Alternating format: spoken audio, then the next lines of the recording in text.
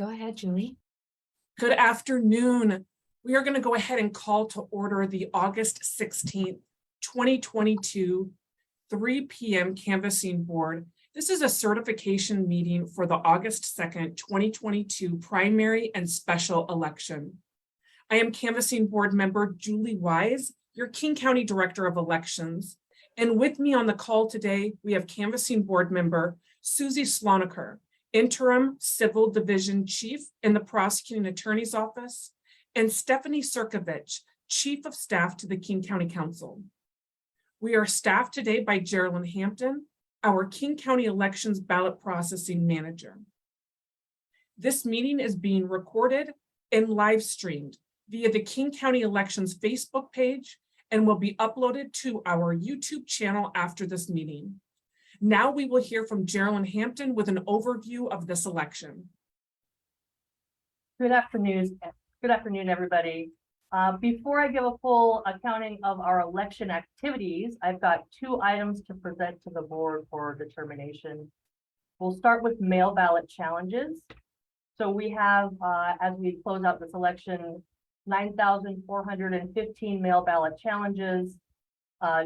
The challenge types include voters who had forgot to sign the ballot declaration, perhaps they returned a ballot too late, or they signed and the signature did not match their voter registration signature. So I'm recommending that we reject those ballots. And it's item E-4000. I move to support Ms. Hampton's recommendation to reject the ballots identified. I second. All in favor? Aye. Aye. Okay, the next item is PV-8000. And this is 3 ballots we received from voters who accessed our online ballot marking program. They were not actually registered voters, I should say. They were able to locate and print a ballot by using an address lookup feature we have available for folks. So because they were not actually registered voters, they are 3 ballots. We're considering provisional ballots that we are unable to count. So I'm recommending that we reject those 3 ballots as well. I move to accept Ms. Hampton's recommendation to reject the 3 ballots from non-registered voters. Second. All in favor? Aye. Aye. Okay, so now I get to talk about the activities we completed throughout this election. We were quite busy, which you couldn't tell by the turnout. So our actual final turnout ended up at 39%. Going into this election, we were anticipating we were going to reach 45%. We get that projection number by looking at previous like-type elections. So you can compare our turnout for this 2022 primary at 39%. Back in 2018, we hit the 43% mark. And then in the larger 2020 primary election, we hit 56% actually. So turnout was a little bit lower than we had hoped. The total ballots returned was almost 550,000 ballots. And our registered voter count at this point is nearly 1.4 billion registered voters. For our vote center activity, we had 6 locations open. We had one here at headquarters in Renton. We had a location in Seattle, Kent, Federal, Bellevue, and Kenmore as well. These locations are open and available for voters to, for people in general who want to get registered to vote. Perhaps it's a voter who needs a replacement ballot, or there's an issue with their registration record they want to get looked at. At those vote center locations, we registered over 200 new voters, completed over 200 updates and transfers, and we issued almost 700 ballots to our King County voters. Dropbox activity included operations at 76 new boxes. Actually, 76 boxes, 2 of them are new. We had our latest additions at Lower Queen Anne and also one at Woodinville City Hall. So it brings our number up to 76 now. We received over half, 58% of all of our ballots from drop boxes show up on election day itself. So people like to use them on election day. The most utilized boxes for this election were Ballard Library, which oftentimes is the top drop box. Ballard Library got over 11,800 in returns. Coming in a close second place was Renton headquarters here, where we received 11,700 ballots. So it was pretty close there. Total Dropbox returns came in at over 285,000 ballots, which is over half. It's actually 52% of our total returns came through Dropbox. Challenges, we just spoke briefly about challenges a minute ago. We did end this election with almost 9,500 mail ballot challenges. Of those mail ballot challenges, 50% were returned too late. And that was the reason we were unable to count them.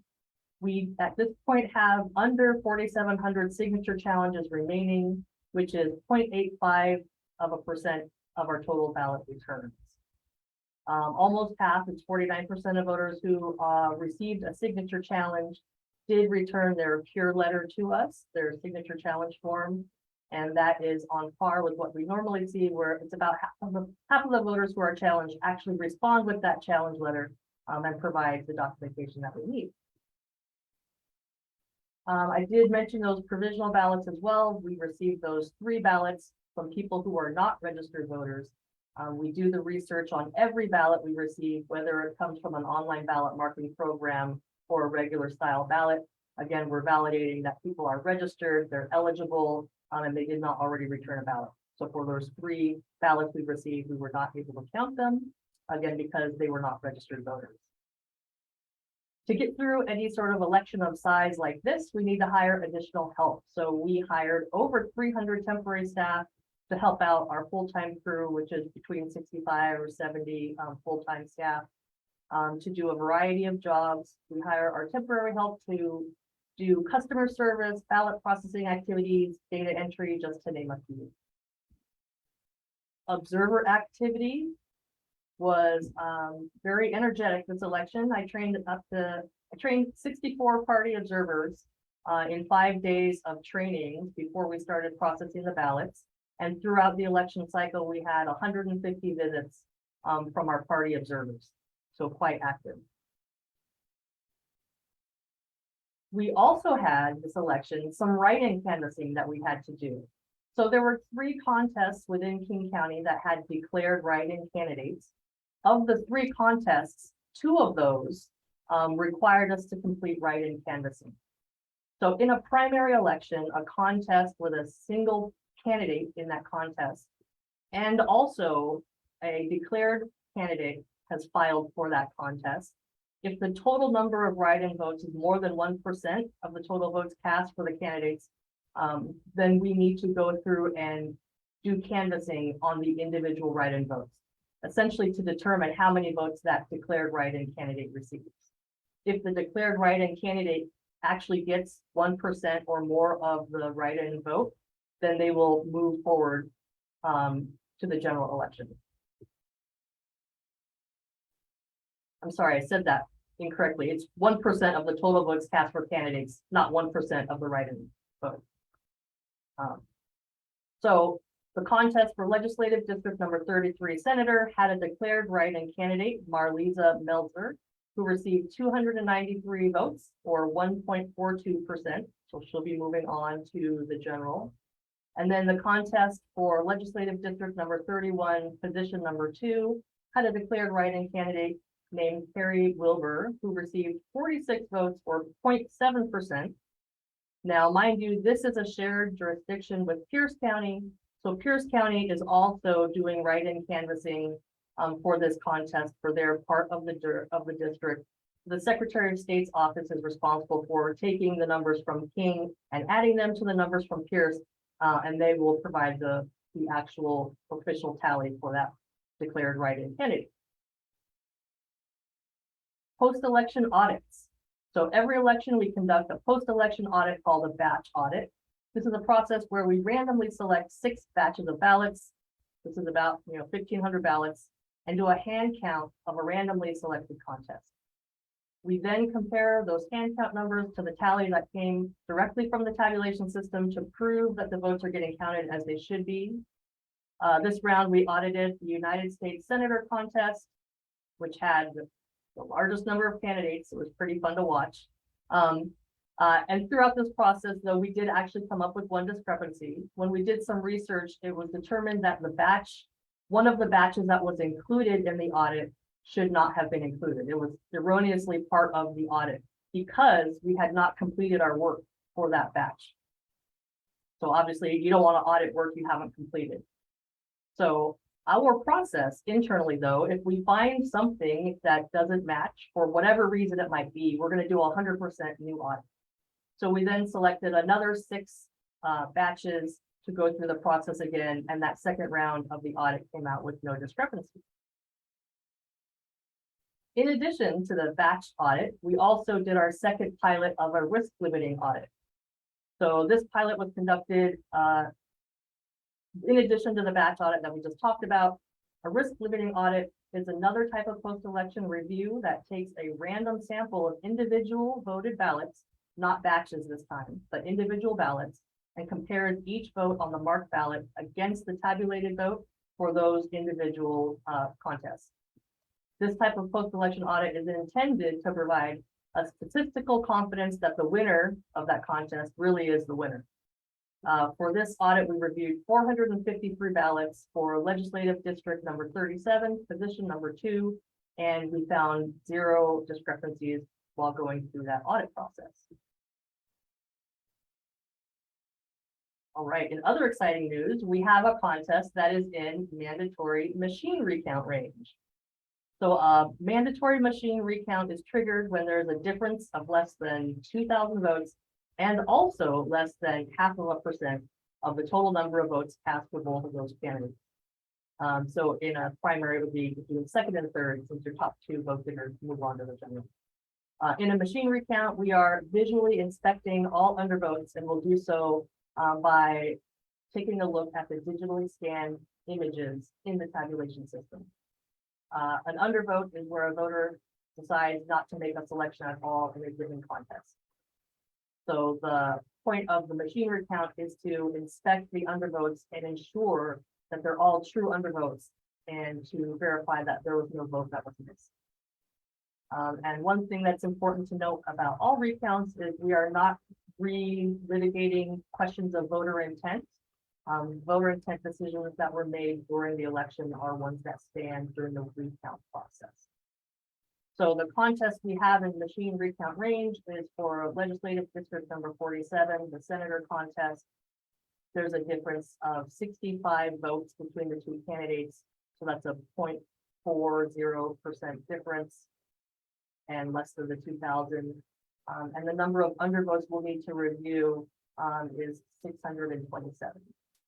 So because it's a relatively small number of undervotes we will need to review, we intend to complete our recount activities within, probably it takes about an hour. We're going to do it on Friday morning between 9 and 10 a.m. And then we're going to certify the recount results on Wednesday, August 31st in the afternoon at 1 p.m. So the reason we pushed out the certification date a little bit is to allow us time to complete any requested recounts we might potentially receive.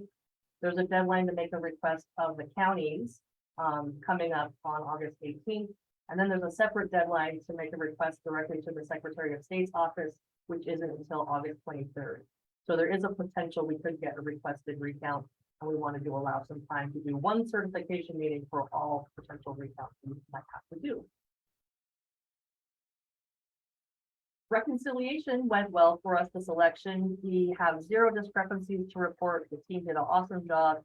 And this is actually our 26th election in a row with no discrepancies. So that is super exciting, especially as we're going into a busy general election where we anticipate getting a lot more ballots. So the next upcoming election we have is November 8th. And our first canvassing board meeting is on November 16th at 1:30 p.m. So that was a lot. Is there any questions for me?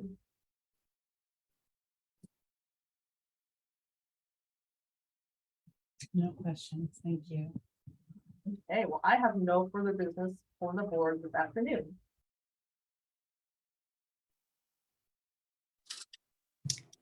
So Julie, I will now read to you the oath of authenticity, and it reads as follows.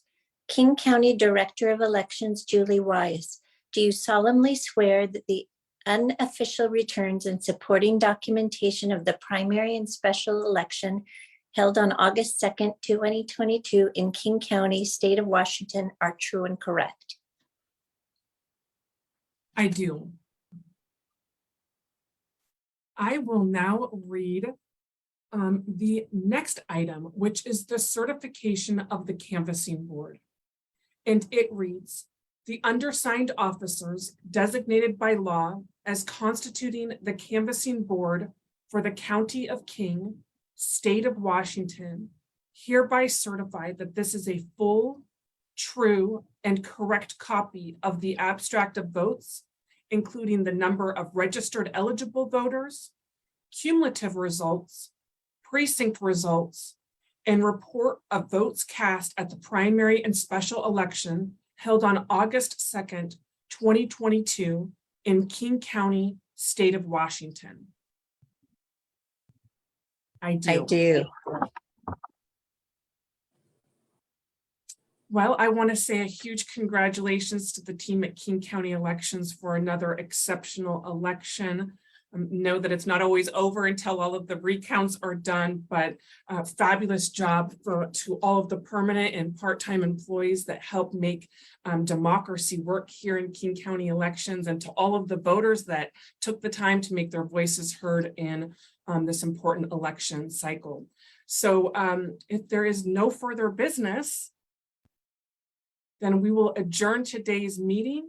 It is August 16th at 3:17 p.m.